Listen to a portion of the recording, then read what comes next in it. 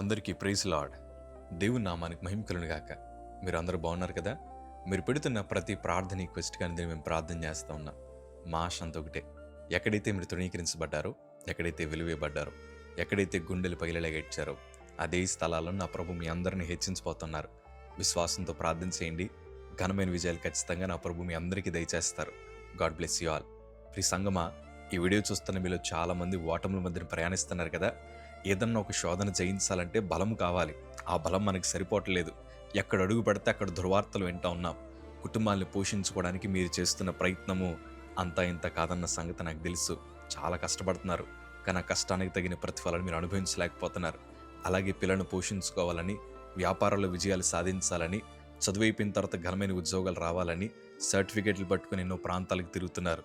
అయినా కానీ ఎట్లాంటి ప్రయోజనం కనిపించట్లేదు. ఎందుకంటే మన శక్తి సామర్థ్యత సరిపోక ఎక్కడికి వెళ్ళినా ఓటమి చూడాల్సిన పరిస్థితి వస్తుంది. కొంతమంది జీవితంలో ఆరోగ్యపరంగా ఓడిపోయారు. ఈరోజు చాలామంది వారి రిపోర్టులు పట్టుకొని డాక్టర్స్ దగ్గర తిరుగుతూ ఉన్నారు, కానీ ఎక్కడ శరీరం మెరుగుపరచబట్టలేదు. రకరకాల ఆలోచనలు, మానసిక ఒత్తిళ్లు, కుటుంబంలోనే రకరకాల కలహాలు వచ్చి కుటుంబ సభ్యులే కొట్టుకుంటున్నారు. కుటుంబ సభ్యుల్లోనే లేనిపోని మాటలు వస్తూ ఉన్నాయి. పోనీ శోధనలు ఎట్లా జయించాలి అని మనం ఎంత ప్రయత్నం చేస్తున్నా ఒక్కసారి కూడా మనం అందులో విజయాన్ని సాధించలేకపోతున్నామా? కలవరపడకండి. ఈరోజు నా ప్రభు మీ పక్షాన్ని యుద్ధం జరిగించిపోతున్నాడు. అన్న, మేము చాలా ఎదురు చూస్తున్నాం, అయినా మా బ్రతుకులు ఏ కార్యం జరగట్లేదని బహుశా మీకు అలాంటి ఆలోచన వచ్చుంటే ఈరోజు ఒక మాట నేను చెప్తాను. నా బ్రతుకులు ఎన్నో ఓటములు చూశాను. నేను వివరించేది మీకు తక్కువే, కానీ నా హృదయాన్ని తన్నిన వారు చాలామంది ఉన్నారు. నన్ను కిందకి లాగడానికి ప్రయత్నం చేసేవారు చాలామంది ఉన్నారు.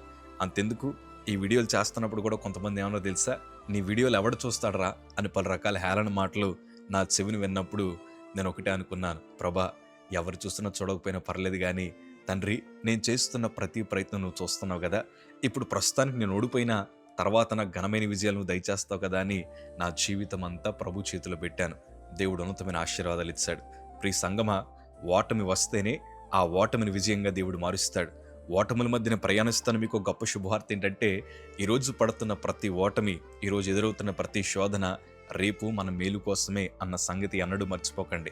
దేవుని వాక్యంలో చాలా అద్భుతమైన సందర్భము 2వ దినవృత్తాంతాల గ్రంథము 20వ అధ్యాయము 29వ మాట చదవగలిగితే, ఇశ్రాయేలు శత్రులతో యెహోవా యుద్ధము చేసనని దేశముల రాజ్యముల వారందరూ వినగా దేవుని భయము వారందరి మీదకి వచ్చెను. దేవుడిక్కడ తన ప్రజల పక్షాన్ని యుద్ధం జరిగించాడు. వాస్తవానికి చెప్పాలంటే వీరు జయాన్ని పొందడానికి ఎన్నో ప్రయత్నాలు చేశారు, కానీ శత్రుల చేతిలో వీరు విజయాన్ని పొందలేకపోయారు. వీరు హృదయం అంతా భయం వేసింది, కలవరం చేత నింపబడ్డారు. యెహోషాపాతు యొక్క నాయకత్వంలో ప్రజలందరూ కలిసి దేవుని మందిరానికి పోయి విజ్ఞాపన చేయడం ప్రారంభించారు. పిల్లలు, పెద్దలు అందరూ కలిసి ప్రభు సన్నిధిని నిలబడి, ప్రభా, నీవే మాకు దిక్కని వారు ప్రార్థన చేశారు. ఆ మాటలు నాకు ఎంత ఇష్టమో తెలుసా? తమను తాము తగ్గించుకొని, ప్రభా, మా బలము సరిపోవట్లేదు, మా శక్తి సరిపోవట్లేదు, మా జ్ఞానము సరిపోవట్లేదని తమ బ్రతుకులను ప్రభు చేతులకు అప్పగించగా దేవుడు వారికి ఇచ్చిన గొప్ప శుభవార్త ఏంటంటే, ఈసారి యుద్ధం మీది కాదు, దేవుడే మన పక్షాన్ని యుద్ధం జరిగిస్తాడు అన్న గొప్ప శుభవార్తని వారు వినగలిగారు. ప్రియ సంగమ, ఈరోజు మీరు ప్రార్థించాలని ఒక దైవజనుడిగా నా కోరిక. ప్రార్థన ఏం చేస్తుందంటే మనం పోరాడాల్సిన యుద్ధాన్ని దేవుని చేతులకు అప్పగిస్తుంది. ఈరోజు మీరు ప్రార్థించండి, మీరు పోరాడాల్సిన యుద్ధాల్ని నా ప్రభువే మీ పక్షాన పోరాడతాడు. ఘనమైన విజయాలు ఖచ్చితంగా మనం సాధిస్తాం. ఎందుకంటే ఒక యుద్ధం గెలవాలంటే ఖచ్చితంగా బలవంతులు అవసరం. ఈరోజు మన కుటుంబంలో మనం చాలా బలహీనులుగా కనిపించుండొచ్చు. ఈరోజు శోధన జయించకపోవడం గల కారణం కూడా అదే కదా, మన బలము సరిపోవట్లేదు. కానీ ఎవరైతే దేవుని వైపు ఎదురు చూస్తారో వారందరికీ నూతన బలాన్ని నా ప్రభు బహుమానంగా దయచేస్తాడు. మిమ్మల్ని శక్తివంతులుగా మారుస్తాడు. శోధనను జయించడానికి, శోధనలో ఎట్లాంటి ఆలోచన అయితే మనకు రావాలో, శోధనను జయించడానికి ఏ జ్ఞానం అయితే అవసరమో వాటి చేత నా ప్రభు మిమ్మల్ని ఖచ్చితంగా నింపుతాడు. ప్రియ సంఘం, అధైర్యపడకండి, విజయాన్ని మీ సొంతం చేస్తాడు ఆయన. ఎందుకంటే దేవుని ప్రజలుగా చాలామంది సాక్ష్యాలు మేము వింటూ వచ్చాం.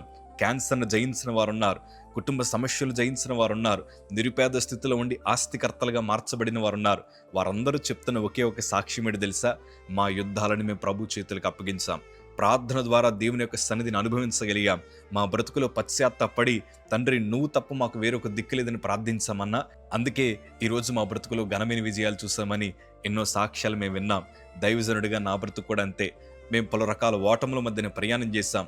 హేళన చేశారు మమ్మల్ని, వేలెత్తి చూపి వీడంతా, వీడు బ్రతికెంత, ఈయనెవడు వాడుకుంటాడండి, ఎవరు పిలుస్తారండి మీటింగులకి అని పలు రకాల మాటలు నా వెనకాల మాట్లాడినప్పుడు నేను ఒకటి అనుకున్నాను, ఈ పనికిరాని పాత్రకు విజయాన్ని ఇవ్వగలిగిన ఒకే ఒక్క సమర్థుడు ఎవరన్నా ఉన్నారంటే నేను ఆరాధిస్తున్న నజరేయుడైన యేసు ప్రభుల వారని ప్రభు వైపు చూశాను. శోధనల వైపు చూడకండి, మనుషుల మాటల వైపు చూడకండి. ఆఖరికి రోజు కొంతమంది మీ బ్రతుకుని ఎవరు బాగు చేయలేనట్లు, మీ రోగమును ఎవరు బాగు చేయలేనట్లు, లేకపోతే మీకు ఉద్యోగాలు రావని కొంతమంది మిమ్మల్ని బలహీనపరిచే మాటలు చెప్పుండొచ్చు. వాటి వైపు చూసామా ఇంకా బలహీనపడిపోతాం. కొంతమంది మనకి చేతగాని అంటారు, అవి విన్నామా ఉన్న సామర్థ్యతను కోల్పోతాం. కొంతమంది నీ బ్రతుకు బాగుపడదంటారు, ఇంకదే తలుచుకుని అక్కడే కూర్చుంటే ఎన్నటికీ నీ బ్రతుకు బాగోదు. నువ్వు ప్రభు వైపు చూడగలిగితే, అవును ప్రభా, బహుశా కనిపించే వాళ్ళందరికీ నేను బలహీనుడిగా, నేను చేతగాని వాడిగా, నా కుటుంబం ఎన్నికలేని కుటుంబం కనిపించుండొచ్చు, కానీ అన్నిటినీ మార్చగలిగిన దేవుడు నువ్వే అని మీరు ప్రభు వైపు చూడగలిగితే, ఎవరైతే మిమ్మల్ని తక్కువగా చూశారో, ఎవరైతే మీకోసం చెడుగా మాట్లాడారో, ఎవరైతే మిమ్మల్ని తక్కువ అంచనా వేశారో, వారి నోట్లోంచే ఘనమైన సాక్ష్యాలు వినబడేలాగా దేవుడు చేస్తాడు. తారుమారు చేయగలిగిన సమర్థుడు. ఇక్కడ శత్రువులందరూ ఒకటి గమనిస్తూ ఉన్నారు, దేవుడు వారి పక్షాన్ని యుద్ధం జరిగించాడు. మొన్నటిదాకా మన చేతిలో ఓడిపోతున్న వారే, మొన్నటిదాకా మన ప్రాధాల క్రింద నలిగిపోయిన వారే, మొన్నటిదాకా మనల్ని చూస్తే భయపడిన వారే, కానీ ఈరోజు వారందరూ ఘనమైన విజయాన్ని ఎలా అనుభవిస్తున్నారంటే దేవుడు వారి పక్షాన్ని యుద్ధం జరిగిస్తాడని శత్రువుల నోటంటే ఈ మాట నిర్మించాడు. ప్రియ సంగమా, నీకు అపాయం తలపెట్టే వారి నోట్లోంచి దేవుడు ఘనమైన సాక్ష్యాలు నీకోసం వినిపించేలాగా చేస్తాడు. అధైర్యపడాల్సిన అవసరం లేదు. ప్రత్యేకమైన కార్యాలు నీ బ్రతుకులు దేవుడు జరిగించబోతున్నాడు. విశ్వాసం ఉంచండి, విజయం మనదే.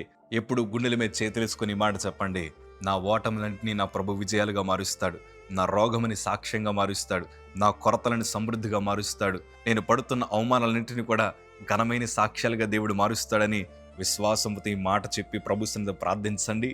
ఊహించలేని కార్యాలు ఈ రోజే నా ప్రభు మీ జీవితంలో జరిగించబోతున్నాడు. నేను నిలబడలేనన్నారు, కానీ అనేక స్టేజీల మీద నిలబడేలాగా దేవుడు చేశాడు. నేను నడవలేనన్నారు, లేడి కాళ్ళ వల్ల దేవుడు నా పాదాలను మార్చి అనేక చోట్లకు పరిగెత్తేలాగా దేవుడు మార్చాడు. నేను కనీసం బయట ప్రపంచాన్ని చూడలేనన్నారు, కానీ అనేక మంది నన్ను చూసేలాగా దేవుడు మార్చాడు. నా ఘనత కోసం చెప్పట్లేదు, కానీ ఈ పనికిరాని పాత్ర నిలబెట్టిన వాడు ఆయనే. ఈరోజు మీ బ్రతుకులను కూడా ఖచ్చితంగా నిలబెడతాడు. అధైర్యపడకండి.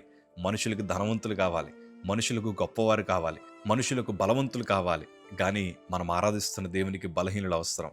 ఈరోజు ప్రభా, నేను బలహీనున్నయ్యా, నేను బలహీనరాలయ్యా, నేను పనికిరాని పాత్రగా అనేక మందిని చూస్తున్నారు ప్రభా, విలువను కోల్పోయిన వారిగా మేమున్నామయ్యా అని దిక్కుతోచని స్థితిలో ప్రార్థిస్తున్న చూసా, నువ్వే ప్రభు కావాలి. ఎందుకు కావాలో తెలుసా?